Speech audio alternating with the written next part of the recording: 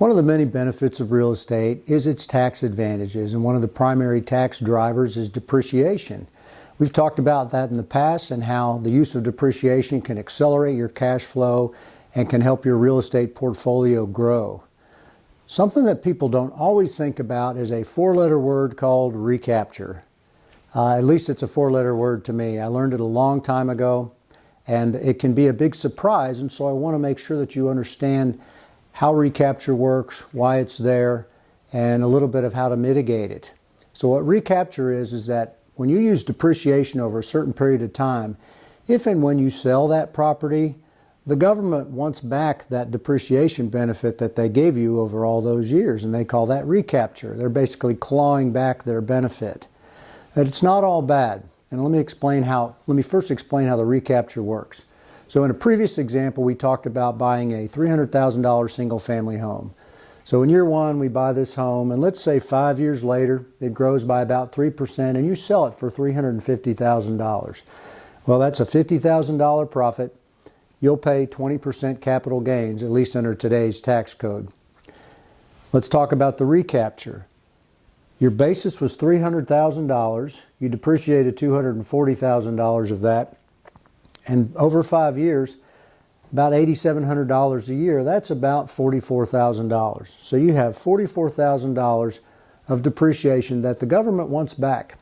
So, and they're going to tax you at 25% of that, so you're going to get taxed $11,000.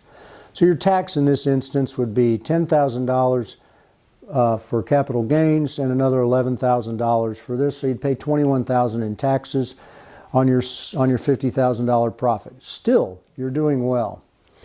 So the thing to think about, though, is that over the 5 years that you owned that property, you were paying no tax on most of your income, maybe all of your income.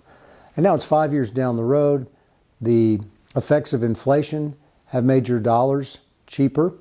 We all know that the dollar loses buying power every year. So now you're using less expensive dollars to pay the government back their 25%. You were able to use that money during that entire 5 years and probably use it to even generate more money. So even if you pay this tax, you had excellent use of the money previously. Time value of money is important, and depreciation is an excellent tool to use. But there's some ways to mitigate it. One way is relatively simple, using Section 1031 of the tax code. We'll talk about that later, but basically you could take the profit that you make on this property, and if you, within a certain time, roll it into another property, you will not pay your recapture. They'll roll that basis and that depreciation into the next property.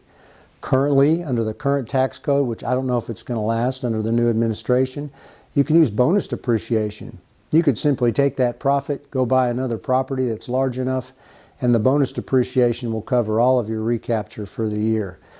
So there's always something that you can do. Not always, but most of the time there's something you can do. I encourage you to have a tax professional who understands real estate and is passionate about real estate, because they can help you and they are worth every dime. And I encourage you to continue learning and hopefully understanding how taxes work, how real estate works. Anyway, for now, I'll sign off, and I hope that you enjoyed what you saw. If you do enjoy what you see, subscribe to this YouTube channel or go to richdoctor.com. There's more information there that comes out in print and video. Until next time, this is Tom signing off.